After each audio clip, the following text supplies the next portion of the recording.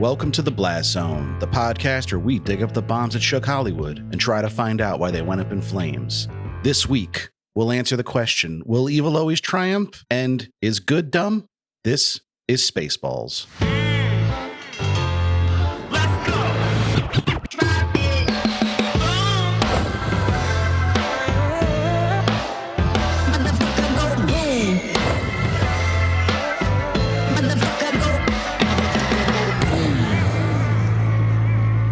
Welcome to the Blast Zone. Welcome to the Blast Zone. We are not a podcast about bad movies. We are a podcast about movies that did badly. That's right. I'm Jon Drake, in-house film critic of my Letterboxd account. And I'm Ian Dukes. I'm a person with thoughts and feelings, and some of them are about movies. Movies like Spaceballs, which we'll finally be talking about today. But before we get into that, Ian, how are you doing this week? You know, my therapist asked me that same question this morning. I told him I had a good couple of weeks. You know, I've been feeling more positive, less stressed, and I couldn't really put my finger on why. Spaceballs, wasn't it? Could have been Spaceballs. We didn't come to an answer. But then as I was telling him that, I remember, I'm like, wait a minute. He took a week off. I hadn't talked to him for 2 weeks. I'm like, oh, is that why? But no, I don't think my therapist is the cause of my troubles. But for whatever reason, I'm on a little positive upswing right now. So I'm trying to ride this wave. You certainly cannot claim that nobody knows the troubles you've seen because you pay someone to listen to them. That's right. This has been a busy couple weeks for me too, but I'm feeling good. I quit smoking marijuana again. Congratulations. Thank you. It's actually been about a month now. I've always used marijuana primarily as a sleep aid. So every time I decide to take a break, I deal with some rebound insomnia. I see. Which took probably 10 days to 2 weeks to sort itself out this go around. But it seems like I'm back and able to fall asleep on my own. That's great. Getting higher quality sleep. That's honestly the main reason I quit this time is because I started wearing my Fitbit watch to sleep, which gives you a sleep grade. And I noticed that my sleep grade was very low. And I did some research and they say, yes, weed will help you fall asleep, but it will also impact the quality of your sleep. You know, oh, yikes. You won't get that REM sleep that is supposed to be the more restorative. So that was my impetus for deciding to take a long break from it. And it's paying off now. I'm feeling like I'm getting higher quality sleep. That's a good reason. And honestly, the older you get, the more sleep is like a vice that you crave. Just getting some good sleep is like the best thing in the world. It's absolutely like a luxury. Oh, I can sleep in tomorrow. But I'm not swearing it off completely, like for special occasions with friends, whatever. I'll still partake, but not just as an everyday rule. That seems healthy. I thought so. Glad to hear it. Thanks, bud. Did you have anything you watched this week that you wanted to tell the listeners about? Maybe a newer movie this time. You know, we want to keep it current. Oh, you should have told me because I have something that's not new at all, but I thought it would be appropriate to bring because the movie I watched is explicitly referenced in this week's movie, Spaceballs, and that is 1962's Lawrence of Arabia. You know, I've been an aspiring movie watching type of guy ever since we started this pod, and I knew I had to get around to watching Lawrence of Arabia eventually. So finally I did. People say it's a classic, and it's pretty impressive what it achieves in terms of its filmmaking, the epic battles, stunning cinematography, editing, etc. At the same time, it's incredibly anachronistic. Peter O'Toole is captivating in his performance as Lawrence, but at the same time, he's totally fucking bonkers. And you're like, is this how people acted back then? Like, how long ago was this? Yeah, very theatrical performances back in the day. Very much so. I found myself wondering, going, wait a minute, did Martin Short steal his whole persona from Peter O'Toole? Like, did he watch this as a young man? It might have happened. Does Jiminy Glick cameo in Lawrence of Arabia?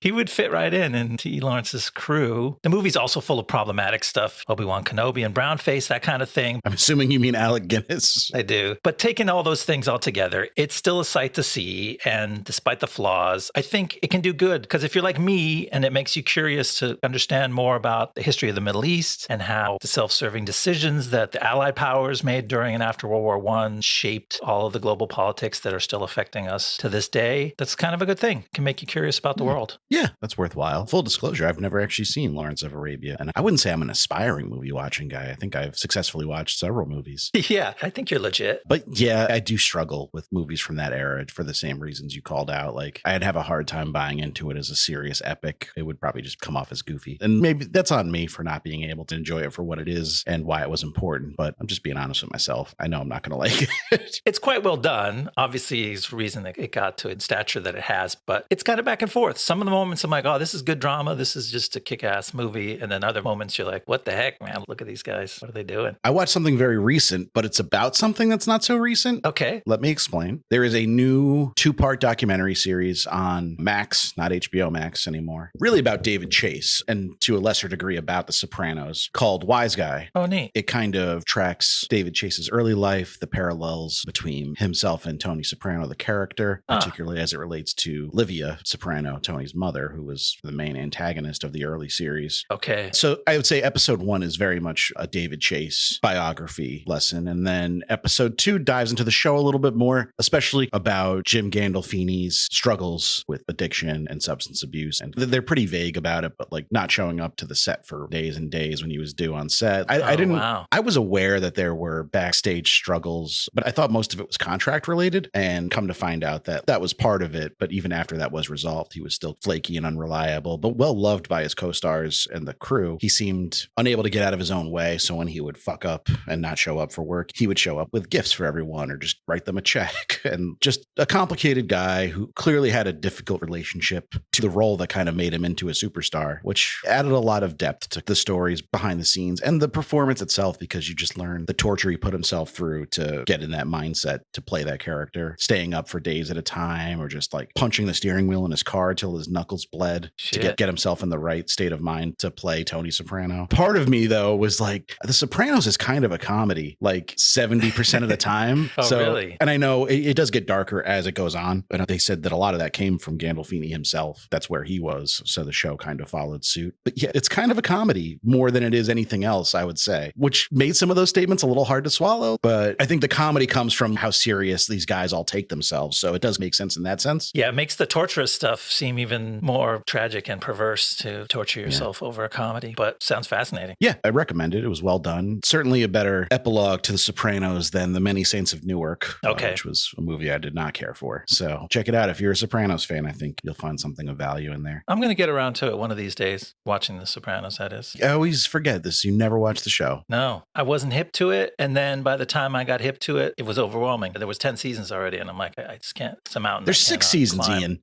In my mind, there were 10. And they're pretty short seasons. They were super long, and I just couldn't deal. One day. If you watched 2 episodes a day, you could be done in a month. It's not that insurmountable. You're right. One day, if I'm ever imprisoned on Spaceball City, on planet Spaceball, and I have a lot of time to kill, I might try to catch up on that. Look at how he brings it back. Spaceballs is the movie we're talking about this week. I've been teasing this one for a while because you made the mistake of telling me that you tried to watch it a couple times and you just weren't feeling it and you gave up. So I was like, I'm not going to give you a choice. You didn't give up on me. Thank you for believing in me that I could watch this movie. I love that that's how you interpret my actions and not that I was just being mean, trying to make you watch a movie I knew you wouldn't like. Trying to harass me. You see the best in people, and that's quite admirable. No, I think I talked about it at the end of last episode a little bit, but very important movie for me, very special to my childhood. You know, it comes up often, and for those that aren't aware, I am the chooser of movies for this podcast, so it only makes sense that I would gravitate towards movies I have an affinity for. I brought it up with like Clue and Drop Zone. These are movies I watched over and over again as a kid, but I don't think I watched any movie more than I watched Spaceballs as a child. Oh, really? This is top of the heap. It's got to be. Me, my sister, my cousins. If we were all just in a group, didn't know what to do, we were like, oh, put on Spaceballs. I was at a family reunion not too long ago. We were like, we should all get together and watch Spaceballs. It's awesome. But I wasn't able to make that coincide with the episode release, so I had to watch it on my own. Okay. And I expressed some misgivings at the end of last episode that maybe it won't live up to my memory of it. Yeah, it's always the fear. Yeah, I'm sad to say that. It's true this time around. The movie has lost some of its charm, but not all of it. It's not a complete disaster. It's got some good laughs in it, and I still hold a lot of goodwill for it in my heart after watching it twice this week for the episode. I get that. I went in with, you could call it negative goodwill because I was like, I don't think I like this movie. I could never get more than 10 minutes into it without going, this is not funny. And because I hold Mel Brooks in such high esteem, I probably had too high expectations going in, and that's why it was easier to go, oh, I don't want to sully my regard for Mel Brooks, knowing that there's a movie out there of his that I didn't enjoy. There is Dracula Dead and Loving It out there. So even if you've never seen it, there's a movie out there you wouldn't enjoy. I was not even touching that one. I don't think I even realized that was him. It's his last movie, and it lost a shitload of money, but I just didn't want to talk about it this week. We'll come back to it. This is more important to get to for sure. And yeah, I didn't laugh that much. The first full watch through earlier this week, I was like, yeah, it's kind of what I thought. It's kind of dumb. The humor's a little mild. It's a little tedious after a while. There's a lot of plot. But still, I appreciate what Mel Brooks is doing. And I think what I'll get to in talking about it in detail in this episode is one of the problems is he couldn't get everyone in this movie on his level. He's the only actor that I think truly can make this movie sing without material. The material's not that good. It's about the energy that the actor brings, and it's mixed. We'll go through the actors one by one. They're all fine. It's not like he cast bad people in this movie, but there's a certain energy that he knows how to bring to his style of stuff that not everybody can do, or not everybody maybe even knew that they were supposed to try. I don't know. It'll be interesting to discuss. I'm going to disagree slightly and throw out one more name, which is George Weiner, who plays Colonel Sanders. Okay. I think he is the secret MVP of this movie. He made me laugh probably the most out of anyone. And also does just a lot of the heavy lifting of advancing the plot forward. Yeah, no, I can't disagree with you there. And even just now, I overlooked him. He is easy to overlook because he's not one of the credited stars of this movie. There's a bunch of stars, and anyone tries to name who's in this movie, you go through a list and you never get around to George Weiner because he's just that guy character actor in comedies. But he really carries a lot of this movie, and I have to admit, he brings the requisite energy. I just want to call it out before we start getting into their individual roles, but there are a few people in this movie that are so recognizable as like older men who were much younger when this movie came out. Yeah. I would have never guessed that. If you look at a picture of George Weiner as an older man, like how he looks currently, I absolutely know that face. I've seen that guy in lots of different things. And he's like that guy. But I would have never connected that was him. And the same is very much true for Steven Tobolowsky, who has a very small role in this movie that he takes full advantage of his screen time, I will say. He is going for it. But like, he's such a distinctive looking character actor that I know his name because he's unmistakable. If you see him in something, you're like, that's Steven Tobolowsky, even though he's not a star per se. But I've had zero idea that was even like, that's a character I remember from this movie. All these years later, I was like looking forward to that scene. And then I come to find out that it's just an actor I've followed his career for decades and had no idea it was the same guy. Yeah. He sort of transcended the character actor thing where he has his own fan base, Tobo heads and stuff, right? Yeah, he's pretty beloved, I would say. And interestingly enough, one of my favorite appearances from him is in a TV show that's a little more contemporary than Spaceballs. Would you hazard a guess as to what show I might know him from? I would never hazard a guess. It's too dang hazardous. You're a cautious man, and I respect that. He had a 3-episode stint on Justified, and that's our Justified crossover of the week. Justified crossover of the week. Well, I'll be playing a crooked FBI agent, Jerry Barkley, one of the most hateable characters on Justified, which is saying a lot. And he met in trying to say that word, in Magnum. Igneous, like the melted rocks. He got shot the fuck up. How about that? But yeah, he popped up on Justified for 3 episodes, but everyone remembers his character because he brought such kind of a unique take to like a crooked FBI agent, but he's also like nebbish and nerdy and annoying. He's not like the heavy that you would expect, but he is like a really bad. It's interesting. One day you'll watch that show too. I swear. I know. It's going to happen. Listen, I need to be arrested and put away for something really big in order to find all the spare time to watch shows. I think you just kind of get basic cable though. You don't get to streaming services. Oh, you don't? Dang it. No. I got to do the right crime where I get into that cushy federal prison. Yeah, you got to do some insider trading or something. Okay. All right. Do you want me to get into the making of Spaceballs, how this movie came to be? Yeah. Let's hear how the balls got spaced.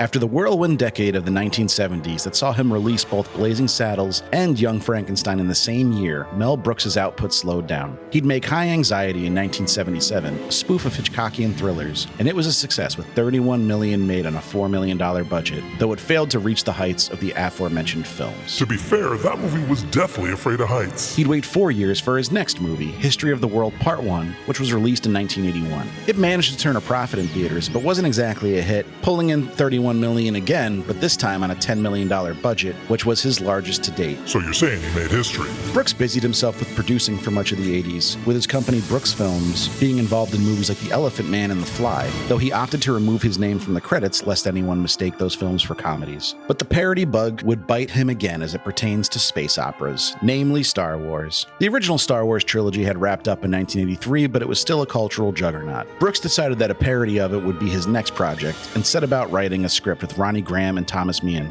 Originally titled Planet Moron, the title was changed to Spaceballs after Brooks learned of the 1985 comedy Morons from Outer Space. Brooks wanted his parody to be as close to Star Wars as possible, and so he sought George Lucas's approval, which was given with one caveat: no Spaceballs action figures could be produced. Surely Brooks would not include several scenes mocking the commercialization of the movie industry in response. Brooks even had Lucasfilm handle some post-production aspects, saying, and I quote, "I was playing ball with the people who could have said no." For his part, Lucas was a good sport, sending Brooks a note detailing how much he loved the finished product. His only suggestions? Replace everything with CGI and make Lone Star shoot first. With a budget of just under $23 million, this was Brooks's most expensive and most ambitious movie yet. He wanted to bolster its box office chances with a big name in the lead role of Lone Star, specifically mentioning Tom Cruise and Tom Hanks. Both passed. James Caan was also strongly considered, but he was going through some personal issues at the time and couldn't get insured. On account of Kathy Bates had tied him up and broke his ankles. A frustrated Brooks decided to cast an unknown in the lead, landing on Bill Pullman, who only had one other credit to his name at the time. Daphne Zuniga wasn't an unknown, but wasn't a huge star either, with a smattering of credits in movies, TV, and music videos, and was cast as the co-lead Princess Vespa. Brooks saved his heavy hitters for supporting roles, casting John Candy as Lone Star's sidekick Barf, Rick Moranis as the main villain Dark Helmet, Joan Rivers as Princess Vespa's faithful droid Dot, and himself in dual roles as President Scroob, an anagram for Brooks, and Yogurt, a parody of Yoda. Play on words, you will. Dick Van Patten, Dom DeLuise, Stephen Tobolowsky, Michael Winslow, and even co-writer Ronnie Graham as the frequently annoyed minister would also join the cast in supporting parts. Filmed between October 1986 and February 1987, the movie was set for release on June 24th, 1987. It got mediocre reviews, as it currently sits at 52% on Rotten Tomatoes, and audience interest was less than hoped, as it opened in second place behind Dragnet, earning $6.6 million. The 1 and 2 spots would be unchanged in the second week, with Spaceballs holding firm at second place with $4.7 million. The release of Revenge of the Nerds 2, Nerds in Paradise, spelled doom for Balls, though, as Revenge of the Nerds took the first place spot in the third week and knocked Spaceballs all the way down to 9th. The movie would exit theaters with only $38 million total, failing to double its budget and losing money. But all was not lost, as the movie would become a huge cult classic on home video, selling untold VHS tapes, DVDs, and Blu-rays. But no action figures. Plus, in June of 2024, it was reported that the long-rumored sequel is finally happening. Nothing could ruin this news. It's going to star and be co-produced by Josh Gad. Oh.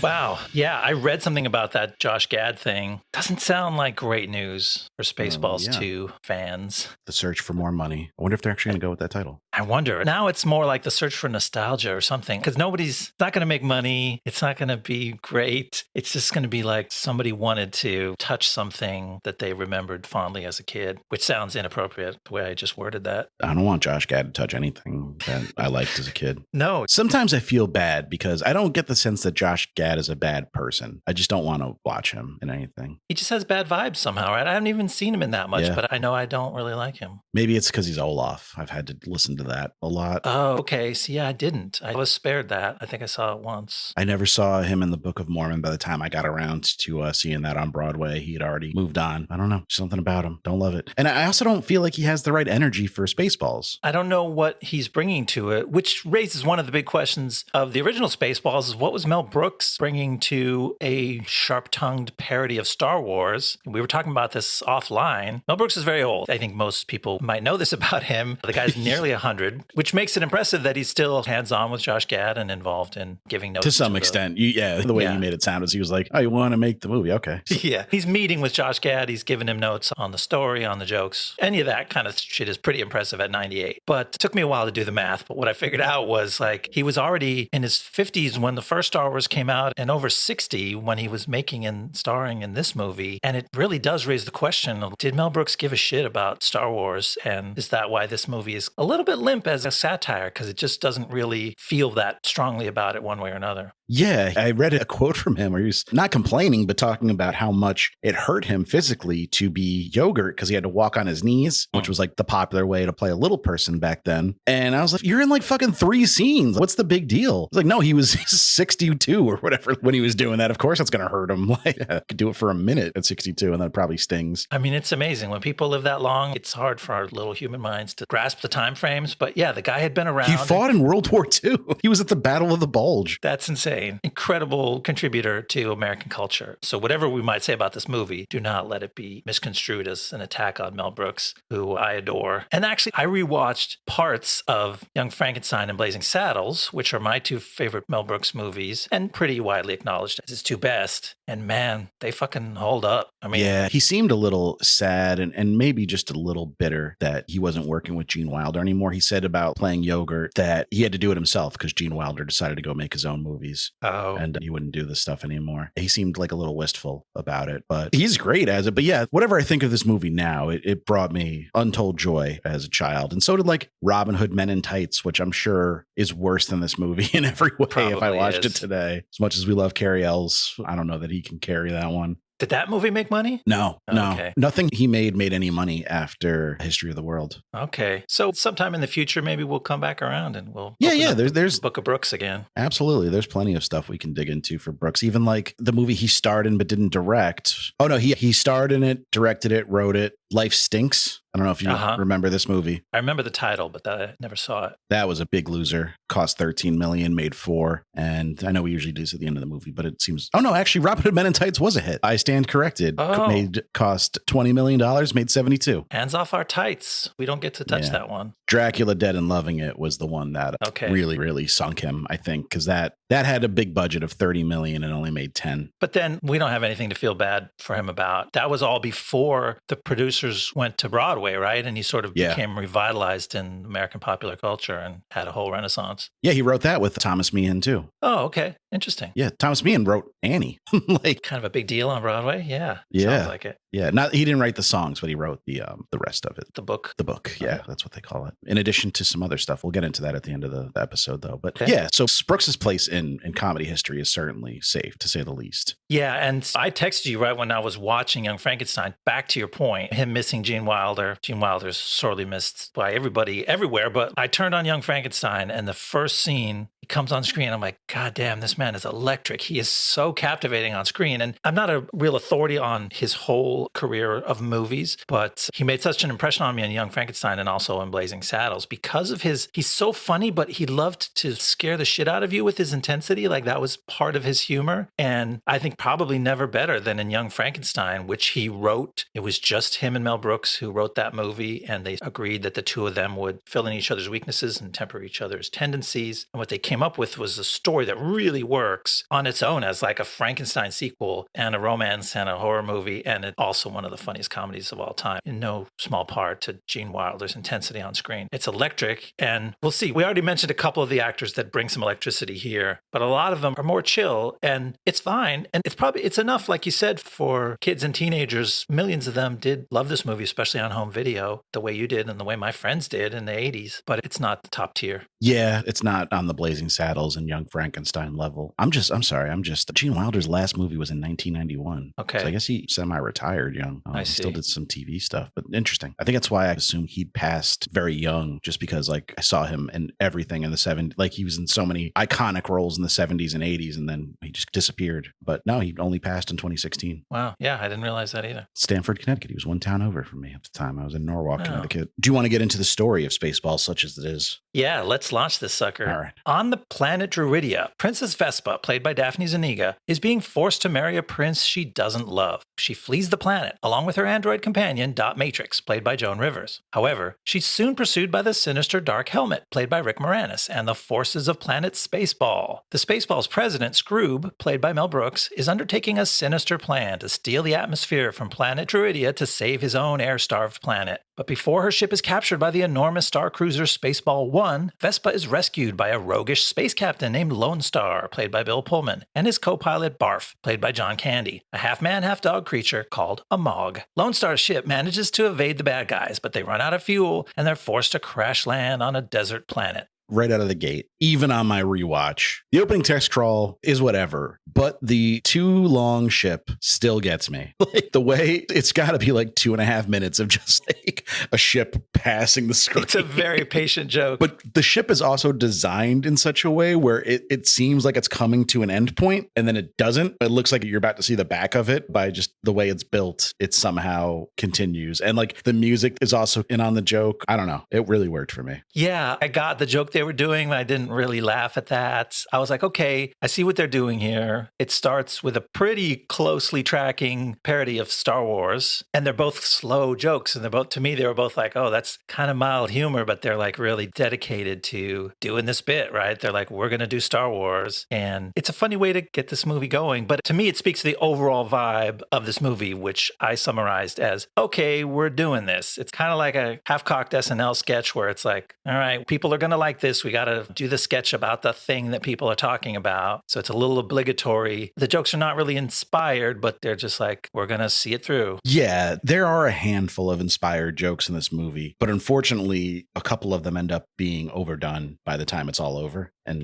we'll bring it up as we get to it. But I'm specifically talking about the fourth wall breaking commercialization of the movie industry jokes that I referenced in the monologue. They're good and I like them a lot. And it's clearly a type of humor that still resonates today. We see with the success of the Deadpool movies. But this movie is really, it does lean into those pretty hard. Yeah. And it makes me realize that the movie, it's just not aiming for anything that substantial. It's light fare. They went for the easy jokes and not the most biting or the most clever. And so it makes you go, well, what's the point? Why did they make this movie? And it's just to get some cheap laughs, which is fine. Like, I admire that sort of very traditional comedian aesthetic that Brooks has. It's just like, hey, we're just getting up on stage to do a bit and we're committing to it because that's the only way to make it play. Yeah, it's like vaudeville almost. Yeah. It's like that level of comedy and it's just not in vogue anymore. So it feels out of time. It does. And the most direct thing, if you go, okay, this movie is satire. So what is it pointing its finger at? You go, okay, merchandising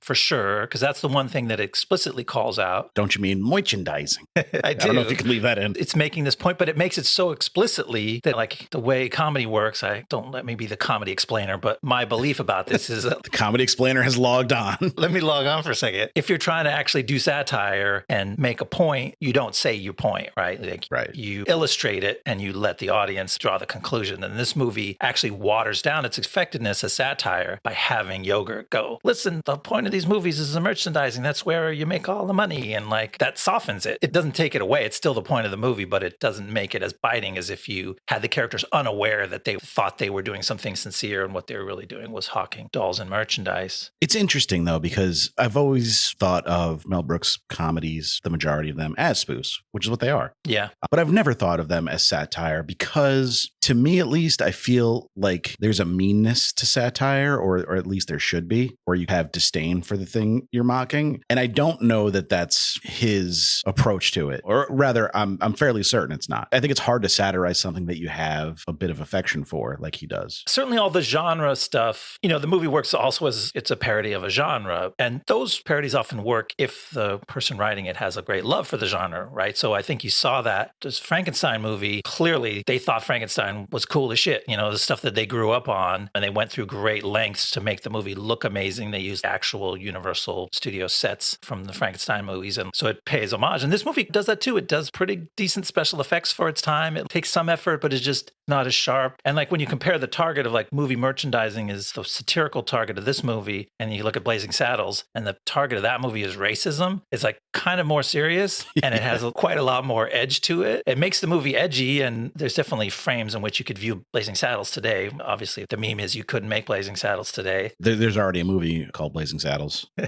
But yeah, it's really edgy, but at least you go, okay, the target's in the right place. They're going after something that's real and they feel strongly about. So this movie just doesn't have that edge, which makes it more kind of good kids fare. But because obviously you don't show Blazing Saddles to your kids. You probably shouldn't show Spaceballs to your kids either. I think I was like 4 the first time I saw this movie, which is probably too young. It's probably a little young. But also at that age, any jokes that are at risk of being too risque are way over your head. Over regardless. Your head, yeah, that's true. Like, what's the most crass joke in this movie? Probably she gives great helmet, which I didn't know what that meant. Oh, this is, I don't want to draw this out, but I do have to cop to something which I admitted to you earlier today when I realized it. The She Gives Good Helmet wasn't in the version of the movie that I watched this week, and neither were any of the times when the actors said shit or fuck, which I think there's fuck in the movie. There's one, and it's not, I have qualms with that fuck. Okay. We'll get into it. But the point is, I fucked up. Out of convenience, I went through my streaming services and found that YouTube TV made this movie available available to me. And that was because it's streaming this month along with all of Mel Brooks' movies, or a bunch of them on BBC America. And it's well censored. BBC did a good job with it. The shits are all gone. Are they bleeped or just like the lines are cut? It's not well censored. I'm like, I realized when I was watching it, something's off. Like something's edited here. I didn't know what it was. Finally, it hit me that like I was watching a fully broadcast TV safe version. And not only the shits are gone, but he's like, we're not doing it for money. We're doing it for a shitload of money, right? Yeah. That's one of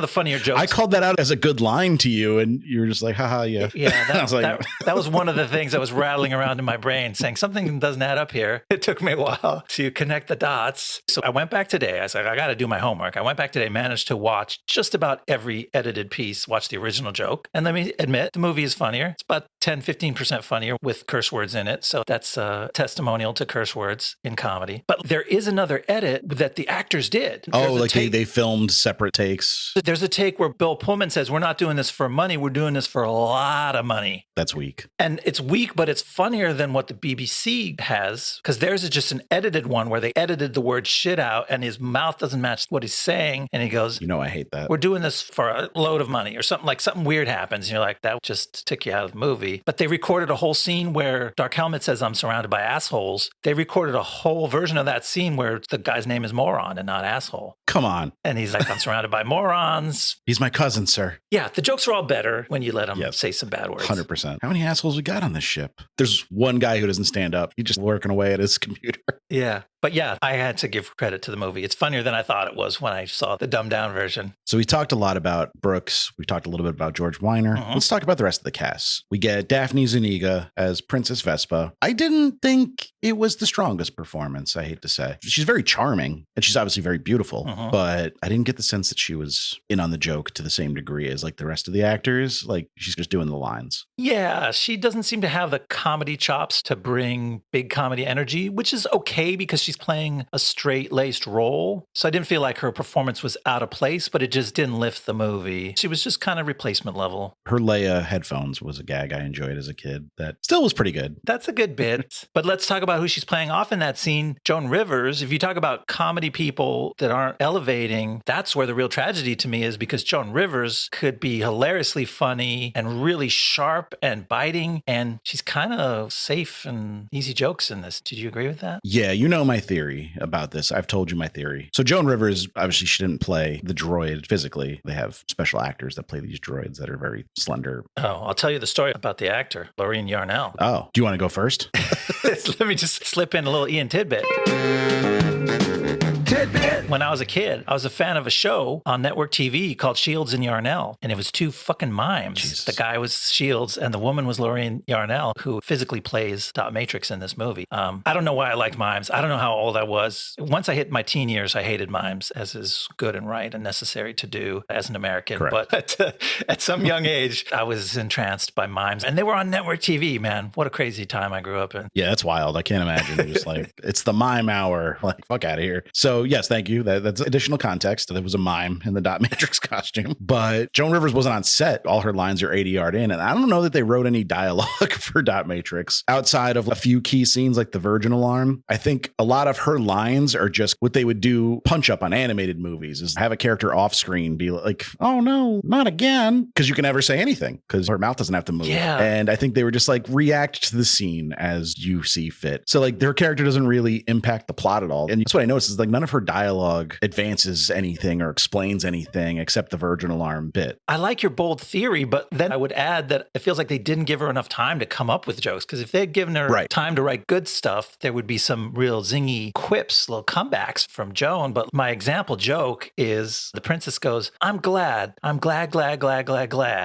Dot goes, I wonder if she's glad. And I'm like, that's not a punchline. That's like something your aunt says when she's trying to be a little sassy to... Yeah. That's like a Marvel joke. It's like an MCU Joss Whedon-ass joke. And then the Virgin Alert or whatever it is that goes off, that's telegraphed because you read it flashing on her chest before she says it. So it's not like a punchline, because that's like a racy thing, the idea that this robot is defending this woman from sexual advances. And they kind of do that in a very sort of mild, safe way. Speaking of mild and safe, no actor better encompasses those adjectives than Rick Moranis. And I mean that as a compliment. He's just he just seems like a very friendly, nice man, but he's playing the big bad in this movie, which is a switch matchup for him. Yeah. And it's hit or miss. I like him much more without the helmet down, without the face mask down, rather. Okay. I think there's a handful of scenes where he really shines in this movie, and almost all of them are where he's just being like Rick Moranis-y. Yeah. The main shtick of that character is the contrast. Helmet's down. He's imperious. He's intimidating. Everyone's scared. Helmet flips up and he's 5'3". In this world, the characters around him are reacting as though he is, which is, again, that's also funny because he is little with a big dumb helmet. He does shoot lasers at people's dicks a lot, so that's... But then, the shtick is that then he flips up and his personality flips from imperious and intimidating to this nerdy little guy, and I couldn't really get a laugh out of it. There were other things he did that I thought he was really charming when he's playing with his action figures, which I guess is an example of what you were talking about. Completely improv too. Really? Yeah, he came up with that whole scene on his own. That's one of my favorite scenes of his. Like, that's a scene I remember loving as a kid. But also, I just love his kind of demeanor when the ship goes into ludicrous speed and then he hits the brake. And since he's not buckled in, he goes flying into the wall and his helmet gets smushed. And he's clearly concussed. And he's got his face mask up and he's just, everyone's like, "Are you okay, sir?" He's like, "I'm fine. How are you?" He's like, "Well, what should we do now?" And he's like, "Why doesn't everyone just take 5?"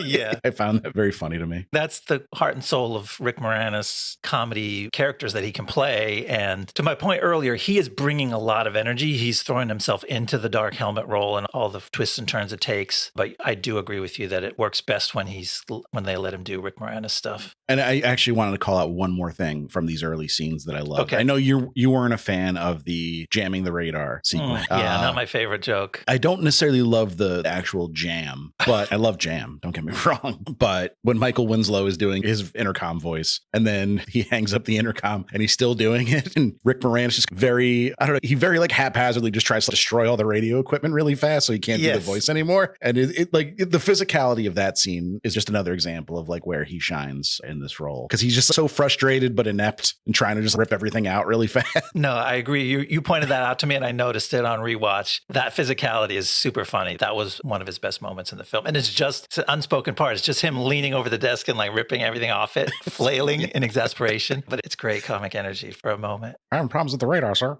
You don't need to use that. We're right here. Michael Winslow, that immediately dates this movie in the 80s, right? Yeah. He was everywhere for a few years. You just plug him in somewhere and you just do some jokes around that. Obviously very talented, but I don't know much about like his comedic sensibilities outside of like he does the voices. Kind of a weirdo. He brings kind of weirdo energy to everything, which is fine. The Police Academy movies are just full of weirdos. That's their whole true. vibe. And then Bill Pullman. We know Bill Pullman now as a leading man, is one of, maybe not one of the big stars of his era, but certainly a serviceable lead actor. He was the head guy in quite a few films in his time. A lot of them really good. And I always gravitated towards him, mostly because I watched this movie a lot and I watched Independence Day a lot. But like those right there, two fairly iconic roles. This was only his second ever credited role, which is pretty impressive. And you brought up a good point when we were talking about it, is that he has a tough job in this movie because he has to be Luke and Han to some degree. It's a funky role. For expediency, they just mash them together, the rogue and the earnest hero, and he has to play both. But I do like him in it. He doesn't bring wild comic energy, but he's got a thing. Like I can see why after going after stars, they cast this younger guy, unproven guy, because he has some star quality in it, and he's charming. I think like I could totally see Cruise, especially in 1986, 87, as Lone Star. I think he had a similar cool guy because he was doing roles like Rain Man and The Color of Money, where he's like a sarcastic asshole in a lot of those early roles. And Pullman has a bit of that, but he's also, like you said, he's also got an earnestness. He goes in the hero's journey. There's like kind of a prophecy involved, but he's also just, what's his job exactly? He's not a bounty hunter. He's not a smuggler. He's, what is he, like a fixer? Yeah. Just a space captain. Would that make Barf a space cadet? Guess so. You just accept it. It's funny how easily Lucas framed up that model and is just, oh yeah, there's the guy with his sidekick in the ship. Well, at least we knew like Han was a smuggler. That was his job. It was a little more clear cut. It seems like Lone Star just flies around doing odd jobs. Maybe they don't want to make him a smuggler to keep him a little more on the side of the angels. But he's still got the underworld ties because he owes money to Pizza the Hut. So he's not squeaky clean. Pizza the Hut disgusted me this time around. I used to like him as a kid. I was not having it this time. I was like, get this fucking gross asshole off my screen. He's hard to look at. I like the joke. Pizza Hut is just always been a funny name to me. So Pizza the Hut, it's perfect. It's a good setup and a sight gag. And he doesn't really have funny lines. He just plays the obligatory role of like Dom DeLuise. You could do a lot more with him, you'd think. But they just had to get this joke off. And it sets up the plot that he owes money. And that's why he is ostensibly doing the job to rescue the princess. Or pizza's gonna send out for you. I did like his robot sidekick guy. He had a weird energy that I thought That was charming. very weird energy. All makeup too. No prosthetics on him to make him look like a robot. Oh, really? They just made his face look squared off with some contouring. Yeah, weird. A couple guys like that with small roles deliver punchlines. Tobolowski's the biggest one who just he's like, I'm going to play a character. This is not just a normal lackey. He came up with a whole backstory and everything, you could tell. Pity. Yeah, but I guess that was one of the differences between this movie and some of those other Brooks movies. Not only does he not have Gene Wilder, he doesn't have a lot of his other regulars that he leans on to bring that energy. Harvey Korman, Madeline Kahn, Cloris Leachman. There's people that show up in a bunch of Brooks movies that know how to be in a Brooks movie. Which is weird because Dom DeLuise is one of them. That's true. But he kind of, he's minimized. Really nail it. But you know who's another one of his regulars is Dick Van Patten, who plays King Roland. And he does bring that energy. Like he's bringing the right Brooks energy to this movie. Yeah, you singled him out as a actor you enjoyed his performance in. And I guess his performance was good enough where I just didn't really think about it. Like it served the role, it served the movie well. It worked, but it just didn't pop to me. But his character's not supposed to be funny. Like he's just kind of hapless. It's just the annoying father of the princess. Prince Valium. That's like a lazy joke. That's tired all the time. That's the laziest part. That's part of what turned me off to the movie early on too, is Prince Valium. And I like Jim J. Bullock, who plays Prince Valium. He's funnier when they go back later. Like I feel like the movie is backloaded. It is. The beginning is some of the weak jokes, but like when they go back, he's like, "Where have you been?" He gets a really funny delivery, but he gets nothing like that in the early stages. We'll have to get into that as we get to the later acts, if we ever get there. You know what else was cool? The movie gets funnier in the third act. And I don't know if they filmed it sequentially and they loosened up, but it's better. The third act is much better than the first half. I know what context clues are, so I could tell you're eager to move on, but we do have to talk about John Candy. We haven't mentioned him at all. Moranis and Candy had to be two of the biggest comedy actors in the world at this time, and they're both playing kind of supporting roles in this movie, which is really interesting. And I think we both agree that Candy's kind of you didn't have to spend a chunk of the budget on John Candy in this role. Like he's not really doing his thing. I feel like again in the first part of the movie he's struggling. Like he's trying to find the character, but like his accent is changing a little bit. He's got these jokes and punchlines and bits that are written for him in the script, and he's trying to invest them with some kind of funny energy, but they just don't click. I feel like he didn't find the hook of that character, and I don't blame him. Yeah, we know John Candy is a very funny person. It's just this role, and I think I liked him when I used to watch this movie, but on rewatch, there was no line I could be like, that's a really funny line, or like that delivery was really great. You know what I think it is? He doesn't have an attitude. He doesn't have a POV. He's a dog, and that's like his attitude, and he likes to eat dog food, and for a minute he likes rock and roll music, but that doesn't play into any of his attitudes towards other people. He doesn't have a thing. You know what? There was one scene that I liked, which is when I think he's being told to go get the luggage for Princess Vespa, and he starts whimpering like a dog would. I think that was the one thing where I was like, that's pretty funny. Yeah. There are a few lines in the end, and maybe we'll call them out when we get there, that I felt like he started to ad lib. And I'm like, oh, John Candy's suddenly funny. He said something that felt real. I'll have the cleavage in the diner scene at the end. Oh, okay. With the hypersexual waitress. I don't understand the energy that actress brought to that role. Was that censored in your copy of the movie as well? Some of it probably was, but no, I think there was some cleavage in the cut I saw. Yeah, I don't know how you could edit it out. It's her whole character trait. All right, you ready to get into the second act? Yeah, let's see where this takes us next. Crash landed in the desert, and struggling to make their way to safety, Lone Star and Vespa begin an unlikely romance. Then our heroes are rescued by some small alien people and brought to the legendary wise man Yogurt, played by Mel Brooks. Yogurt teaches Lone Star the ways of a mystical power called the Schwartz. Meanwhile, thanks to some movie magic, Dark Helmet locates the heroes and abducts Princess Vespa. By threatening to reverse Vespa's nose job, Dark Helmet coerces her father, the king, to give him the password to Druidia's planetary shield. But Lone Star and Barf come to Vespa's rescue. They break into the prison on Spaceball City and make a daring escape with the princess. But Dark Helmet has commenced his attack on Druidia. The Spaceball One transforms into Mega Maid, a robot in the shape of a giant maid, with an enormous vacuum cleaner that begins sucking up Druidia's atmosphere. At the last moment, Lone Star uses the power of the Schwartz to toggle the vacuum from suck to blow and saves the planet. Now all that's left is to face down Dark Helmet himself. There's so much plot in the middle of this movie. I was surprised that we were able to summarize it in one of our shorter Act 2 synopsis paragraphs. Act 2 tends to be the beefiest of the synopses. But to me, that spoke to a secret, like it unlocked a clue that the writing is actually a little tighter than I thought. When you can sum it up concisely, to me, that says something in favor of the script. As long as you can do it without having to sacrifice clarity, yeah. Everyone should still be able to understand the main things that happen there without having to cut a bunch of it. And there's not a long movie either. It's only 96 minutes and quite a bit does happen, but it's pretty bang bang. Like, But I think this section, once they crash land on the planet, your enjoyment of it does depend on how well the jokes hit for you. I felt like there was a bunch to me that were kind of like, oh, these are mild. And then I noticed the plot mechanics more because of that. this section of the movie taught me something about what I liked and still like about this movie. And it's that I don't love when we're with the heroes. I want to be on Spaceball 1 with all the weirdos. Okay. I think that's where the movie shines. And I think the desert scenes drag for me. That's interesting. They did drag for me, but then on second watch, there's one actual romance scene, and it's the most that this movie ever invests in actually telling the story of characters as though they're real characters that we should care about. And I thought that actually Zuniga and Pullman did a nice job with that. And the writing too, like it actually works as a unlikely romance scene. So I warmed up to that part of it, but then there was just a lot of trudging around and the jokes about the Druish princess needing to take her luggage and her giant hairdryer and stuff. That hairdryer was enormous.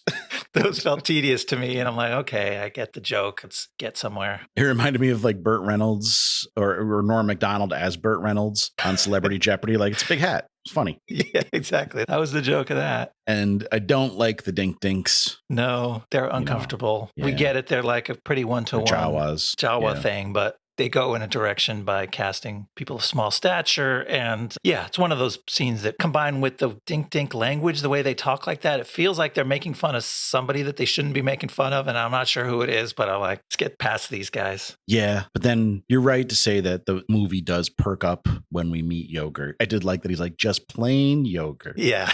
That was another joke I didn't get as a kid, but now I do. And I think part of it is because Brooks is very much on board. Obviously, it's his movie, but also you feel like the movie's kind of like we're in the end game of the movie now too. Like it feels like stuff's really happening. Yeah. He's explaining some of the mysteries of the movie too. As much as these characters are kind of exposition bots, he's a very flavorful one, pun intended. And he's tying for the first time. I was accusing him of being too disinterested in Star Wars to make a fun parody of it. He's tying Star Wars, which he may not care about, to Jewish humor, which he absolutely cares about. That's his core of his humor. He's doing his old Jewish man routine, which he invented in the 40s with Sid Caesar or whatever. And so he's in his element. It's fun to see Brooks in his element. I wanted all those toys as a kid, and I still do. I want the Spaceballs flamethrower. Give it to me, please. But we never got him because George Lucas said no. And sadly, Elon Musk has now ruined that. He made a flamethrower based on his love of this movie, which kind of takes the joy out of it. That's the elephant in the room we haven't addressed yet, is that Elon Musk is clearly a big fan of Spaceballs, and that's super unfortunate because we're not big fans of him. Moving on. Yeah. If you like, the trims on all the Tesla cars are like plaid is the highest one, ludicrous is the blah, blah, blah. Yeah.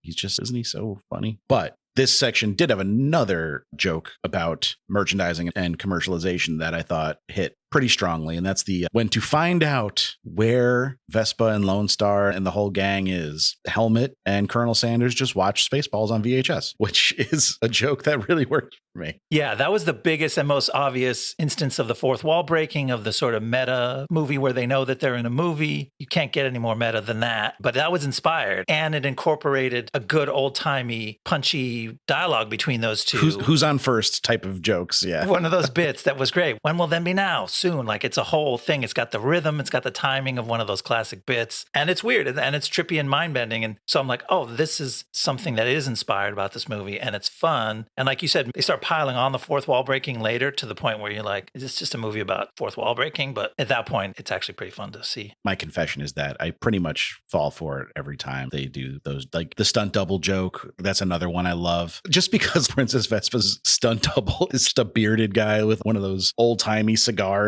that's somehow wider than it is long. They really dressed up the stunt doubles to rub that in your face. And that's the Tobolowsky scene. He's just off the wall in that scene. I can't stress it enough to just, even if you've seen this movie as a kid and you want to see Stephen Tobolowsky just being a weirdo, he's doing a voice. His mannerisms are very like, yeah. He thought up a full character for his like 40 seconds of screen time. And his character doesn't even have a name. It's like guard captain or something, right? It's not even a named character. Because me and you were like, who the fuck is Stephen Tobolowsky in this movie? And we're just like, guard captain. So then I just Googled it, and the picture, I was like, oh my God, it is him. That's him. Yeah, it's good stuff. Oh, picture. He's got his little gloves he takes off, and he's doing a whole thing, man. It really won me over. Yeah. And then we get Mega Maid, which was a year shy 1985 being the first Transformer on the big screen. Oh. Because we got the animated movie in 1986. Okay. I was wondering how much Transformers were. As a kid, I knew them from cartoons and toys. I didn't even know they were around for that long. Yeah, like Barf literally goes, it's a Transformer. And I'm like, wait a minute, this is the first Transformers movie? Like, it's not just a robot, it's a Transformer. Yeah. Brooks always maintained that he wasn't just parodying Star Wars. He was parodying science fiction, space operas, the whole shebang. But it really feels like a Star Wars movie. So when there's an overt parody of another movie, it feels a little out of place. Yeah. If that makes sense. Like, this isn't a Star Wars thing. When 80% of your movie is focused on one franchise as its target, the other 20% feels weird. Yeah, like I almost didn't catch it when they point out that Yogurt lives in the Temple of Doom. And I'm like, on the second watch, I'm like, oh, wait, this is a whole Indiana Jones scene that I didn't realize they were doing because I didn't expect it. You think they were doing any Dune references on the desert planet, I wonder? Or is that... I think it was more Lawrence of Arabia because I'm pretty sure they played the literal theme song from Lawrence of Arabia when they showed the desert. Me as a kid, I'd never seen Lawrence of Arabia, obviously, but I just immediately knew that was like desert music. Yeah, it is. It's iconic when you hear it. All right. Was there anything else from the second act we had to go over? Do you want to bring us home? Let's try to land this spaceship.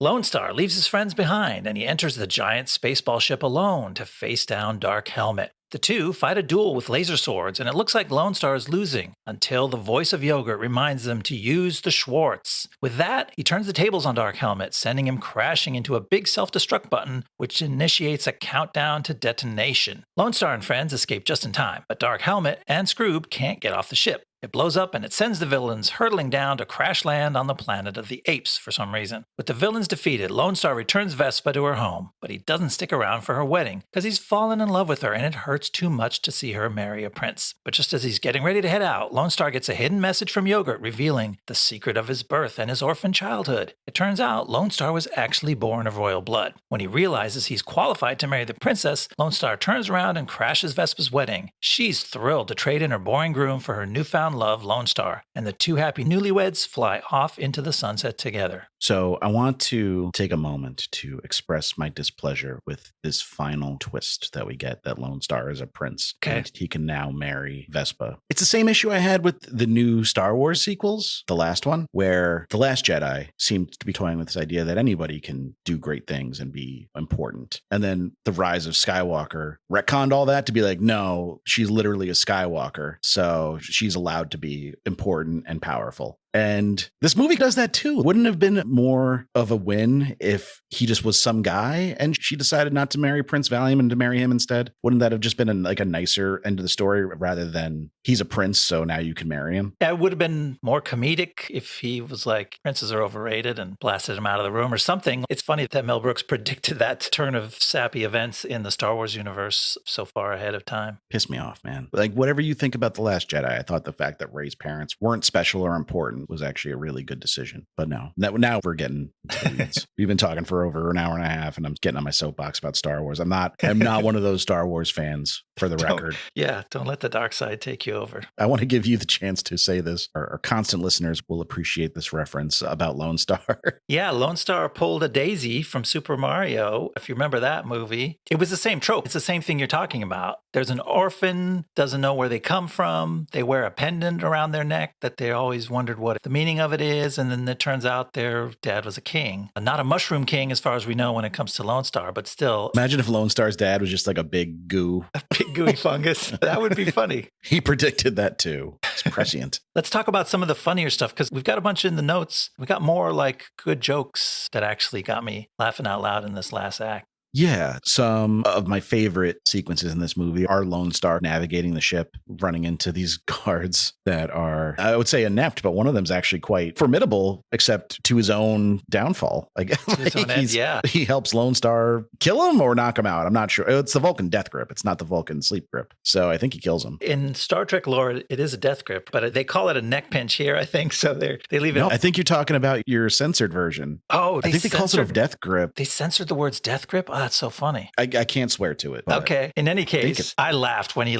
sneaks up behind him, pinches his neck, and the guard goes, "What the hell are you doing?" And then he proceeds to correct no, him. you idiot. You're way too high. Correct his technique. It's here where the neck meets the base of the shoulder. And then the next guard comes after him and he defeats him with shaving cream in the face. And in the mouth. Yeah, it's super silly slapstick stuff, but for some reason, that stuff just really worked. I think it's the contrast. It's like a shaving there in the middle of his... He's just shaving and the shaving mirror comes into play later too, because that's how I don't know, there's a lot of mundane stuff on Spaceball 1 that Lone Star uses to good effect. But the shaving cream is funny because it's like a serious mission. It's vulnerable. He's now the badass guy going in alone, and then he just does silly stuff. And then the fight gets silly. You quoted to me, "I see your Schwartz is as big as mine." Now let's see how well you handle it. That's still a good line. And it got me when they deploy their laser swords and they're just holding them at their crotch. It's just so dumb. I mean, aren't all sword fights at their base a dick measuring contest? Yeah, that's good stuff. They also nailed the kind of mundanity of the Star Wars original trilogy fight scenes. Return of the Jedi does a lot better, but those fight scenes, especially in A New Hope, are pretty fucking terrible. It's been a while since I watched Obi-Wan and Darth. It's very slow, lumbering between Obi-Wan and Darth Vader. Their lightsaber fight is pretty terrible. I can see it's like they cast an old guy and a guy whose only qualification was that he was very tall. David Prowse. And could survive in a mask for long hours on the set. Interestingly enough, apparently Rick Moranis' dark helmet voice when the face mask is down sounds quite a bit like David Prowse's speaking voice. Oh. Which no one really has heard much of because it was dubbed over by James Earl Jones, of course. Not even dubbed over. I'm sure he didn't say anything on set. And then we get the classic line, one of my favorite lines from the movie that I referenced in my intro is, "Now you will see that evil will always triumph because good is dumb." Yeah. It's just very funny to me. It's charming. It fell into the category of mild smirk for me, which kind of sums up the whole movie, was a mild smirk for me.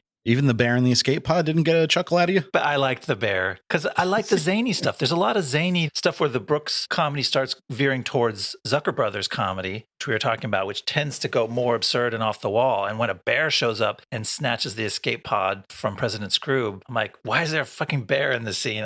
But I loved it. I think when you say that the Zucker Brothers type of comedy is more absurd, I agree to a point. But I think part of what's funny about the Zucker Brothers comedy is that everyone reacts to the absurd things as if they're not. Okay. And in the Brooks stuff, there's big reactions to the insane things. But I did love the callback to the earlier scene when they go ludicrous speed and Sanders is on the loudspeaker, like, "Cancel the circus." That's right. Yeah. And then we actually see the circus in this section. Yeah, there's quite a few of the performers. Bearded lady snatches one of the pods out from Dark Helmet. We have to assume the bear probably came from the zoo or the circus because there's both on board. They do get both mentioned. Yeah, it's time to evacuate. I like the sound effects of President Scrooge trying to clasp the bear's claws as like a seatbelt, and it sounds like the clicking of a seatbelt. But it's very silly, but winning to me. I thought this stuff was effective. And except they crash land a fucking spaceship and they're fine, which is, I'm not saying this movie should be realistic at all, but that's a bit much. I mean, we were talking about inserting references to other sci-fi and other movies, and that Planet of the Apes reference came out of nowhere. Yeah. Although didn't really work for me. It's not great, but I mean, it is funny to see guys with those ape faces ride up and say, "Oh, shit, there goes the planet." There you go. You had the quote. And then they do an alien reference, which is totally gratuitous. The diner scene is part of the sort of wind up of the movie after the climax, which feels a little long. Yes. But it does have a good payoff, I will admit. I thought, why are they doing this? Why are they dragging this out? And then I saw John Hurt. I can't believe they really got John Hurt. You could have just got some guy and we've been like, oh, he's playing the John Hurt character. Right. And Hurt apparently was like, oh, it's just going to be a cameo, just show up for an hour and you'll be in the background. And then they were like, oh, we're going to do the whole thing. And he was like, I should have asked for a salary. Yeah. I should have got paid for this. Yeah, they made him do a whole chest burster with a little puppet. And I was like, this has gone too far. Why are they milking this alien horror shit? And then the puppet sings Hello, My Baby. And I'm like, okay, I get it. It was worth it.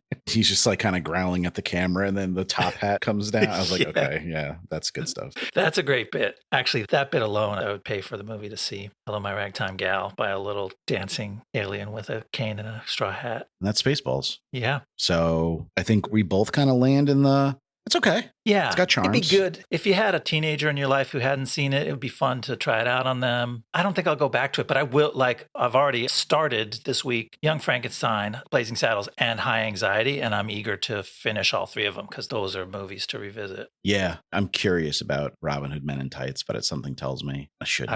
I do wonder about that one. I never really tried it. But like the cast is pretty insane because it's got Carrie Ells, Dave Chappelle before he got all weird. Okay. Richard Lewis as the king. That's I can't remember who plays the sheriff, but I remember he was very funny. Let's see. Roger Rees. Yeah. Okay. Oh, he's a funny guy. Yeah, you might know him. He was on Cheers. He's in The West Wing. He's like a guy you'd recognize his face even if you don't know his name. Amy Yazbek. Yeah, Isaac Hayes, Tracy Ullman. Like it was a loaded cast, but critics hated it. I loved it as a kid. I'm very curious. Tom DeLuise, of course, is back. I might give it a go one of these days. I'm in the mood for a silly comedy. So let's get into where the stars and the cast and crew of this went, because Brooks, we did, as we went through the episode, we did say he got a second chapter to his career when the producers blew up on Broadway. And then he was involved in the movie. He didn't direct it, but he had a hand in it. And I think that's the story. After everything after Dracula Dead and Loving It, it's not like he stopped working. He just stopped directing. Right. He was still active. And there was there a documentary that came out about him pretty recently, right? Okay, so Judd Apatow is making a Mel Brooks documentary. It is not made yet. Oh, okay. So we didn't miss it. We didn't miss it. That was an update from July, so I assume it's still happening because it's pretty recent. Cool. That's better news than the Spaceballs sequel. Yeah, more excited for that. So I just wanted to go over Thomas Meehan's Broadway credits because they're nuts. Like you brought that up earlier. He did the producers, but he also did Annie, Hairspray, Crybaby, Elf, and Limelight. So that's some very popular musicals. Seriously. Ronnie Graham, of course, was an actor and writer, comedian. You could tell just from his brief time in this, he's got some comedy chops. I thought he was pretty funny as the minister. His anger, like his fury about, I need to marry somebody now. I'm marrying somebody.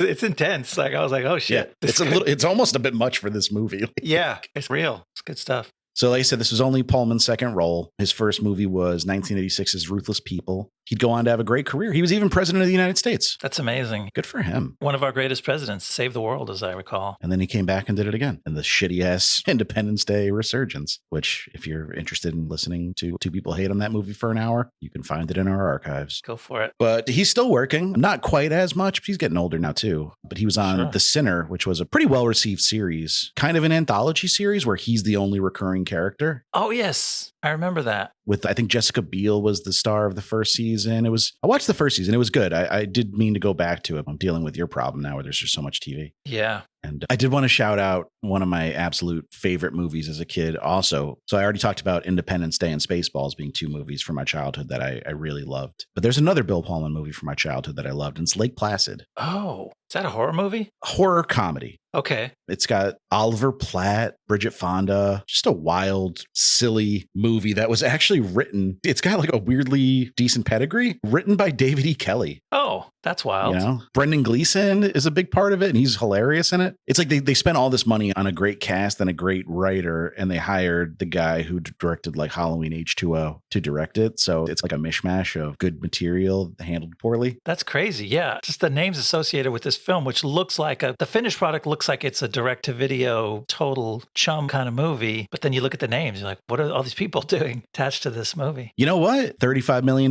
budget, made 55. Wow. It's coming. It's coming. I'm putting it on a list. Okay. I think it became a hit on video because it spawned a bunch of direct-to-video sequels that missed the point of the first one, which is that it's also silly. It's not just about a big crocodile in Maine. I'm looking forward to that. What else? Oh, Daphne Zuniga. She's also had a long and fortuitous career. She's done film, TV, voice acting. She's also been very active in environmental activism, which should win her over in your eyes because you're also a climate change acceptor. Yeah. She did long stretches on Melrose Place and One Tree Hill. I think that was just like steady jobs for her. She was on them for many years. She recently had a stint on that Dynasty reboot they did a couple years ago. She was on there. And yeah, she's still working, still acting. Good for her. Moranis, like we said, this was a huge run of movies for him before this one. He did Ghostbusters, Brewster's Millions, and Little Shop of Horrors, and then Spaceballs. So that's three pretty stellar hits. And then he'd follow this up with Ghostbusters 2, less good. Honey, I Shrunk the Kids, which was another favorite of mine growing up. And My Blue Heaven, which holds a very special place in my heart. Oh, yeah. I remember that My Blue exists. Heaven? That has kind of a dark weirdness to it, doesn't it? Yeah, because it's the Henry Hill story, but told as a comedy. Oh, I never knew that. The interesting thing is Nicholas Pileggi wrote Wise Guy, which was the book Goodfellas was based on. And he also wrote the screenplay for Goodfellas with Scorsese. And his wife, Nora Ephron, wrote My Blue Heaven. Wow. Isn't that funny? That's so cool. I have to watch that. Yeah, I would check it out. I could picture him and Steve Martin on the poster. But yeah, I guess I didn't know what that was. I had no idea it was that. That is really crazy. It's about like how when he went into witness protection and like he had to adjust to being in the middle of nowhere. I think it was like Arizona, I think was where he actually ended up. I don't know if the movie takes place there. But like my family's Italian American and we always quote My Blue Heaven, say arugula. It's a vegetable. It's good times. But then Moranis' movies would get worse from there because he did Honey, I Blew Up the Kid,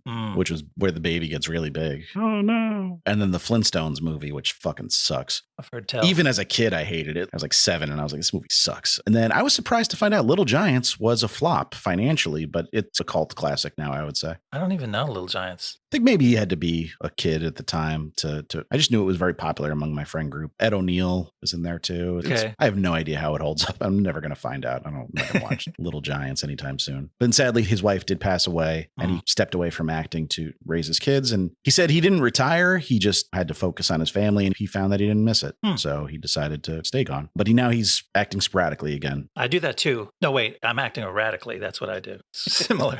So interestingly enough, Candy was also in both Brewster's Millions and Little Shop of Horrors. So him and Moranis were kind of a duo at the time. Wait, did they both come out of SCTV? I feel like they're part of the same Canadian comedy phenomenon. I think Candy was I think he was like a Second City guy, wasn't he? Oh, okay. He's a Chicagoan. Oh, I get them blurred together sometimes. Holy shit. John Candy's a Canadian? Oh, that's how good an actor he is. Yeah, he had me fooled. You believed he really needed to get back to Chicago by plane, train, or automobile. I get that reference. That's what's confusing about. So Second City is literally the nickname for Chicago back in the day when it was the second biggest city in the country. It's the name of a comedy phenomenon that comes out of Chicago, but planted its first branch in Toronto. So SCTV is Second City TV, but those are Toronto Canadians, which include John Candy, apparently. And probably Rick Moranis. I think so. He got Canadian vibes. Man, two of America's great comedians of the 80s. Yeah, Canada's given us a lot of things. Yeah, SCTV was also Eugene Levy, Rick Moranis, Catherine O'Hara, Harold Ramis, Martin Short, Dave Thomas. You're telling me all these people are Canadian that you just listed. Do we have any good comedians in America? They all just Canadian. Yeah, Candy was working with Moranis quite a bit, but then he would go into work with John Hughes a lot in the late 80s and early 90s. He was in Uncle Buck. Uncle Buck was like, that was his movie. He really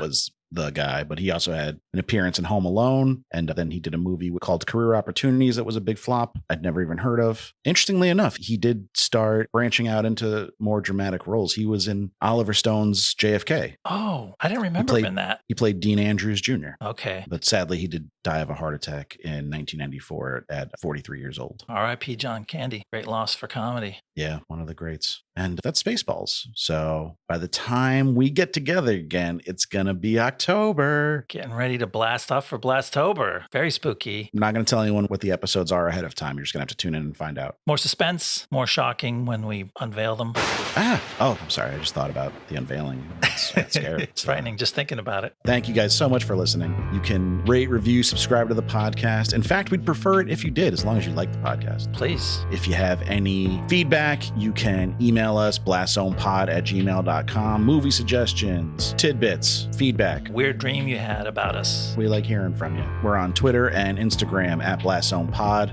And that's it. We'll see you next time in the Blast Zone. See you next time in the Blast Zone. The Blast Zone.